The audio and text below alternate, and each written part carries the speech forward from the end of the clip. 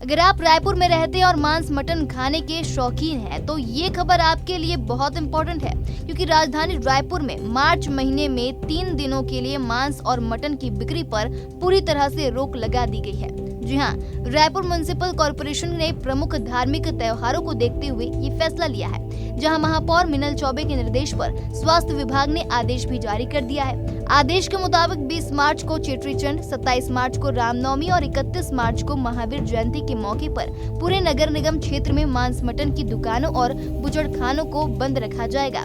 सिर्फ दुकानें ही नहीं, बल्कि होटल, ढाबे और रेस्टोरेंट्स में भी इन दिनों मांस परोसने या फिर बेचने पर सख्त प्रतिबंध रहेगा। आपको बता दें, नगर निगम ने साफ चेतावनी दी है कि अगर कोई भी इन दिनों नियम तोड़ते हुए मांस मटन बेचते या फिर परोसते पाया गया तो उसका सामान जब्त किया जाएगा और सख्त कार्रवाई की जाएगी। इसलिए अगर आप रायपुर में हैं तो इन 3 तारीखों को ध्यान में जरूर रखिएगा।